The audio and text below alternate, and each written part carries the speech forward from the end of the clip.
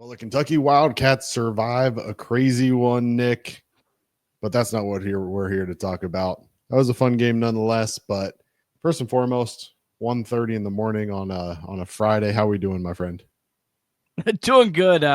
My favorite time of the year, little college basketball, great day. The conference tournament Thursdays, the most underrated sports day of the calendar year, and it delivered as it always does. I had a good time. Now that we've kind of got most of the day finished, let's talk a little Reds. Let's talk Reds. It is Reds baseball season after all. And earlier on Thursday, Reds manager Terry Francona dialed in with Tom Brenneman on Chatterbox Sports. Obviously had a lot to say in a half an hour video. Encourage everyone to check that out on the Chatterbox YouTube for sure. A lot of interesting tidbits. But Nick, I know there's one tidbit in particular that struck you from the interview. Let's go ahead and roll that clip now. Is he a challenge in regard to where you're going to hit him in the lineup because of being so multi-dimensional in things he's capable of doing? Or you see him in a spot and you're like, that's where he belongs? He's going to hit third. He wants to hit third. I like that. I like the idea of McLean hitting in front of him.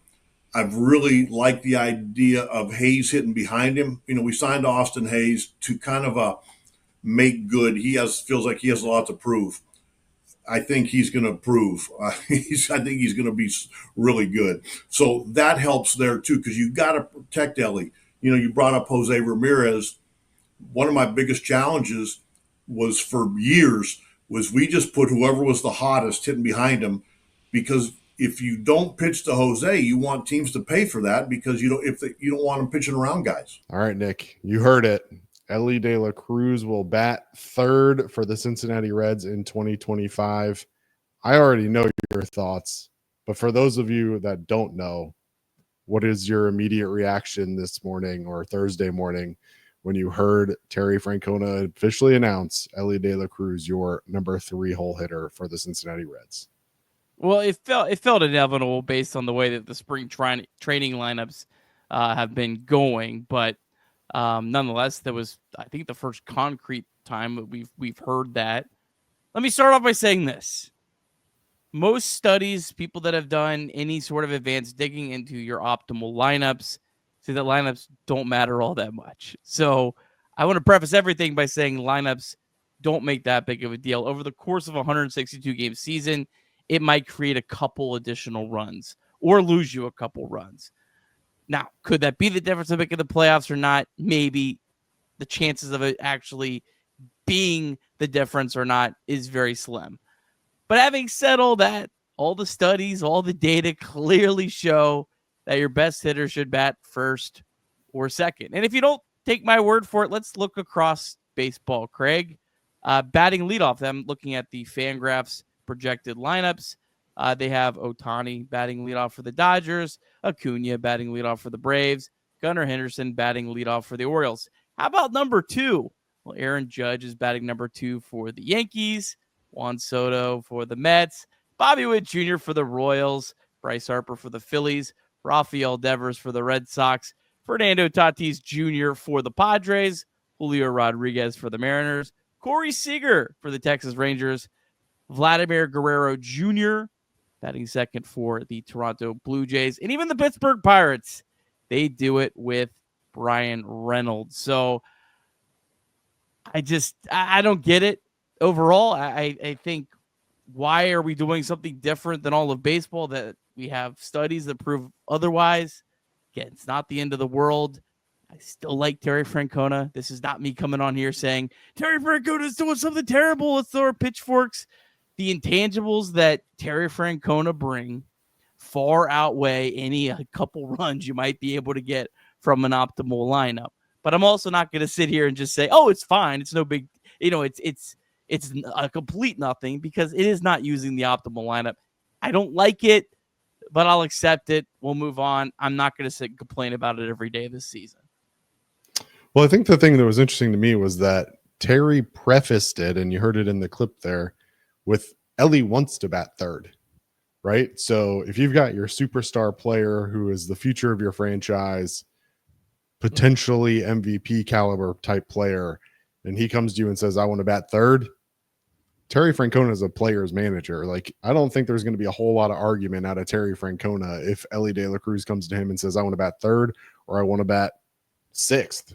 Quite frankly, I think obviously there'd be a little bit more pushback if he said he wanted to bat sixth. But if Elly said he wanted to bat anywhere from 1 through 4, I think Terry Francona basically would have just given him whatever he wanted at that point, because I don't think it's worth arguing with someone like Elly De La Cruz.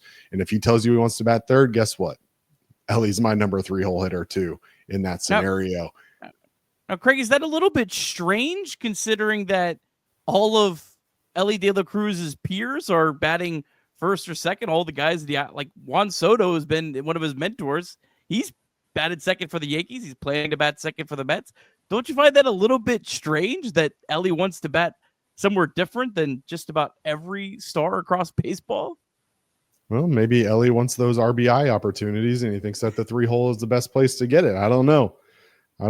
I think Elly's trying to build up a brand and build up some marketing opportunities, and he's already one of the most electric players in baseball with his RBIs or with his steals and his home runs, and maybe he's looking to add some more RBIs this year too. It's certainly going to be interesting, and one thing that I think you and I can probably agree on is that he's going to have RBI opportunities, because one of the things that Terry Francona also said or kind of implied there in that clip was that Matt McLain would be batting second this year. And I don't think you're going to get a whole lot of argument out of Nick on this, but Matt McLain on base ahead of Elly De La Cruz feels like an opportunity for a lot of run producing chances for Elly. Yeah, I think if I was doing it, I would have Matt McLain batting leadoff and I'd have Elly second. Assuming Tito did not say in that interview, but I'm assuming TJ Friedel's the leadoff hitter. Just if Matt McLain's batting second, that process of elimination there. I would bat TJ Friedel ninth, Matt McLain second, Matt McLain first, Elly De La Cruz second. It's the exact same thing, but you're helping Elly De La Cruz get more trips to the plate. Because there's going to be a game at some point this year, Craig, where the Reds are going to lose by 1 run, and Elly De La Cruz is either left in the hole or left on deck. And I'm not going to love that. I'm not going to have a great feeling knowing that Elly De La Cruz didn't get a trip to the plate. Now, again, the chances of that being the difference between winning and losing, it's not often, but it could. So I don't love that. I mean, I think Elly's going to hit wherever you put him in the lineup. The other piece of this was protection, Craig. And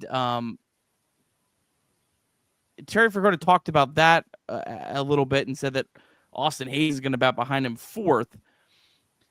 Austin Hayes batting fourth overall, I was just like, I was kind of taken back. And then the more I thought about it, I don't hate that as much. Now, Austin Hayes in the lineup against right-handed pitching is fringe at best.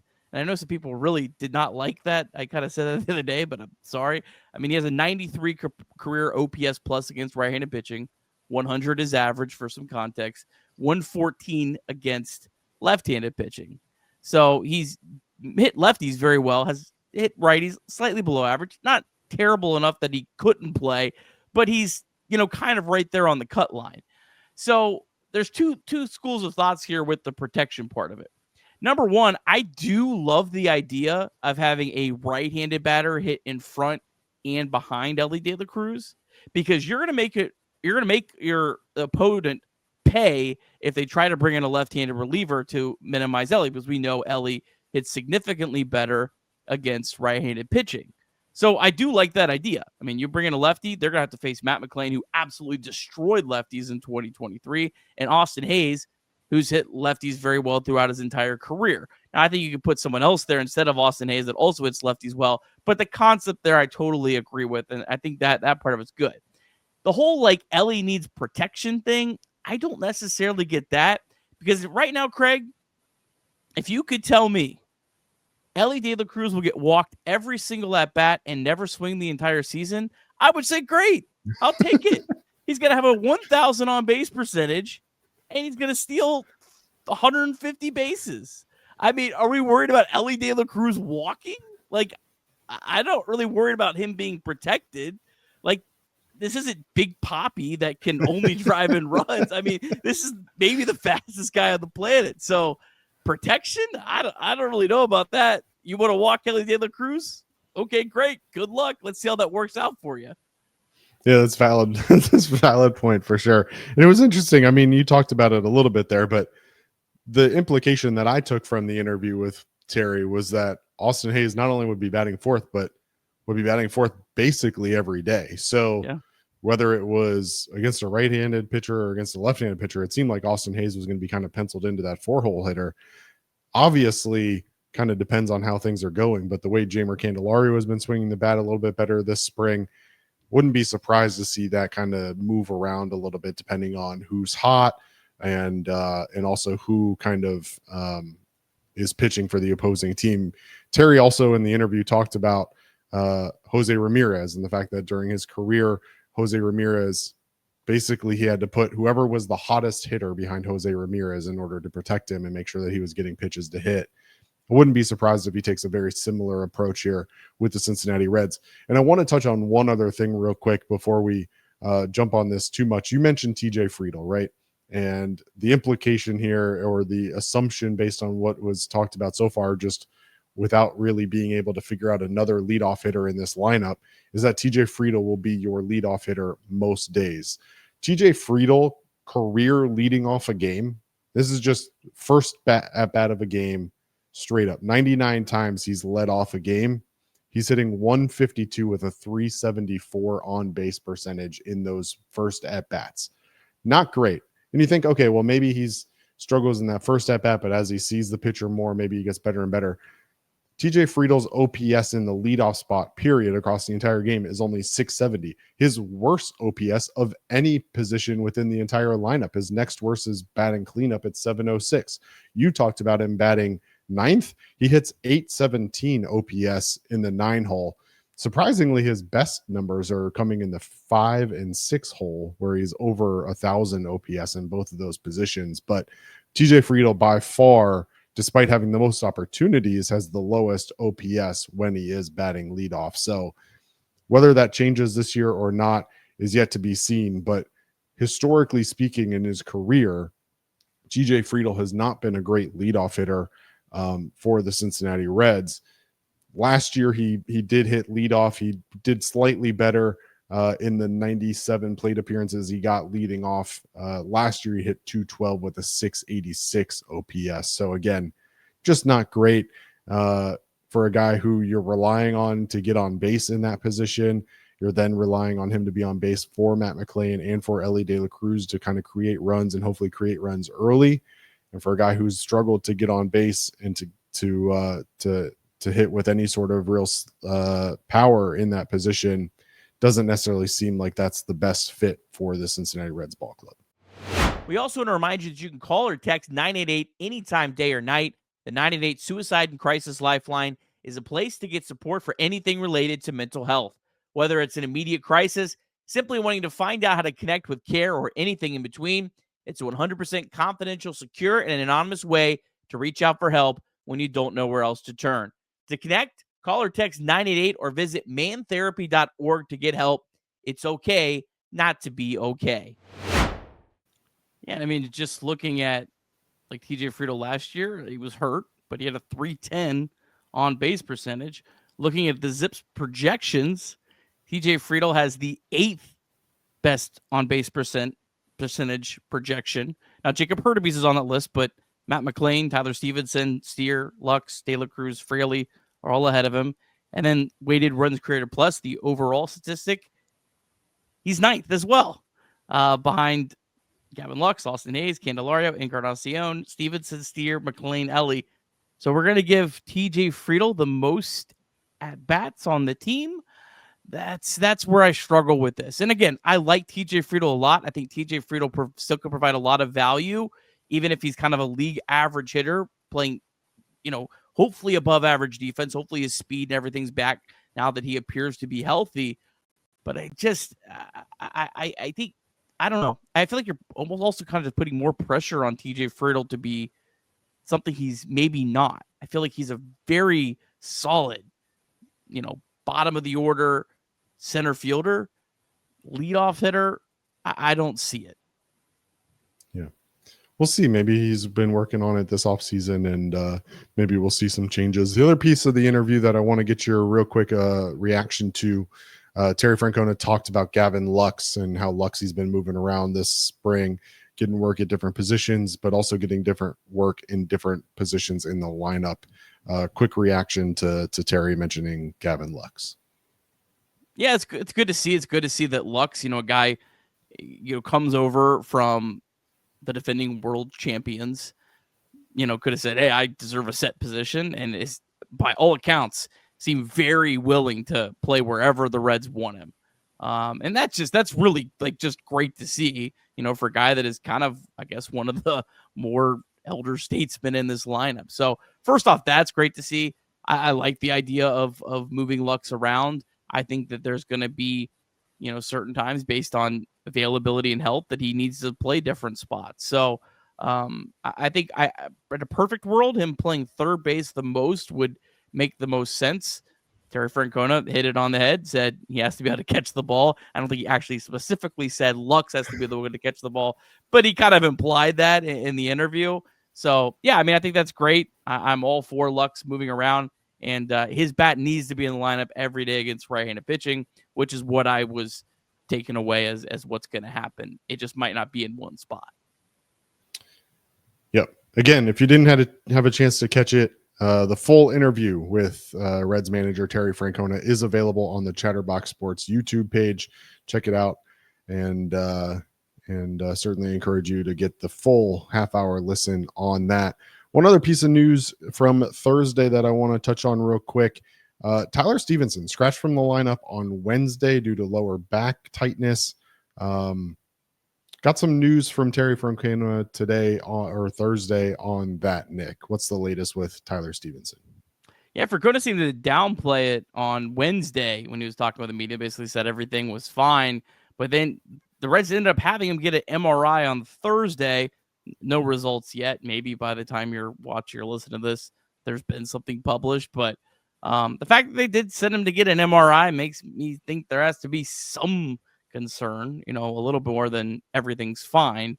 Maybe everything was fine on Wednesday, and then, had a bad night's sleep and woke up and everything wasn't fine. So, yeah, I don't love that. We have had a pretty good, healthy spring up to this point.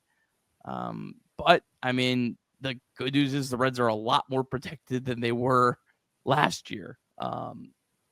Maybe we thought the Reds were better protected this time last year, but by the time we got to the All-Star break, Tyler Stephenson was the guy he can't go down outside of Elly De La Cruz. He can't go down. You just can't have anyone else. And Jose Trevino, for sure he's going to be good defensively. He would be an upgrade over Tyler Stephenson, who I think has taken big strides, has been a much better defender, but he's clearly a better defensive catcher. And, with the bat, I don't know what to expect with him. He's actually had a couple really hard hit balls the last few games. So that's kind of been good to see. But look, that's why you got Jose Trevino. I would feel okay. Obviously Tyler Stephenson's a big part of this team, but at least the Reds aren't in a dire situation like they were last year. Yeah, I guess the question just becomes, if he does have to miss time, who becomes your backup catcher? Is it Austin Wynns? Is it Will Banfield? Is it Michael Troutwine? No real, I'll call AAA catcher has stepped up and really shown that they're ready to be that clear-cut number 3. So that would be the question for me, is who steps in if Tyler Stephenson does need to miss time as the backup catcher. I would think the Reds would give Will Banfield a chance. He's a guy that was a highly regarded prospect at one point with the Marlins, just kind of, ran out of time, had some injuries. But, he only has a 154 average this spring. So I know people probably listen to me going, what? But if you've watched the games or listened or followed on StatCast, this guy has hit the ball extremely hard. I think definitely has the most upside. I don't really know how good defensively he is, but I would think I would want to give that guy a chance just because of some of his arms. This guy that in 2023 hit 23 home runs in AA as a catcher in 115 games. So there's some clear power there. I would give him a chance. That would be my number one option. I don't know. I don't know if they would go with him or Austin Wynns. I think they have the ability to send Austin Wynns down. I'm pretty sure about that. I don't know about Will Banfield if they have to, keep him on the roster to keep him or not. These contracts, we just don't have a lot of information in terms of what they all entail. But I think they would give Banfield a shot, and that would be the way I would go for sure. Yeah, Banfield hasn't made his MLB debut, but Fangraphs, where I normally get my information, also doesn't show any options for him. So I don't know what that looks like. If they were to add him to the major league roster, if they were to bring him up, I honestly don't know, which I feel like maybe I should. But nonetheless, we'll be tracking that, and hopefully it doesn't matter, because hopefully everything works out with Tyler Stephenson, and the MRI comes back clean and he's able to return to action. I think that's the most beneficial outcome for anybody. Obviously, the Reds were in action on Thursday. They fall 12-1 to the Oakland/Vegas/Sacramento/ whatever they're calling them now, Athletics. Not to be too scared by that final score, though. Nick Lodolo, 4 innings of shutout baseball, 3 hits, 1 walk, 6 strikeouts in the outing. Taylor Rogers, Ian Jabot, and Zach Maxwell, all scoreless outings as well. Zach Maxwell, 1 inning, 3 strikeouts. Evan Kravitz and Randy Wynn give up a combined 11 runs in the game, though. So all in the 9th inning. All in the 9th inning. Yeah. Great one. Jake Fraley picks up a hit and scores a run on a Jeimer Candelario 110-mile-an-hour double. Back-to-back days with Jeimer Candelario with triple-digit exit velocity doubles. So he seems to be healthy and hitting better. In the battle for the last spot in the outfield, Jacob Hurtubise walked and reached base. Blake Dunn picked up a hit, and Will Benson picked up a hit on the day. So that battle is certainly still playing out, and we'll see what Terry and this Reds staff decides to do with that last spot. But as always, Nick, myself, and the entire Chatterbox Reds team will be here to bring you any of the latest breaking news with the Reds spring training. We are officially under 2 weeks away from opening day. Big plans coming for opening day as well, so make sure you stay tuned to the Chatterbox social pages and to Chatterbox Reds on YouTube. Nick, any final thoughts? No, just go Reds. Can't wait for opening day, Craig. Let's go. Go Reds.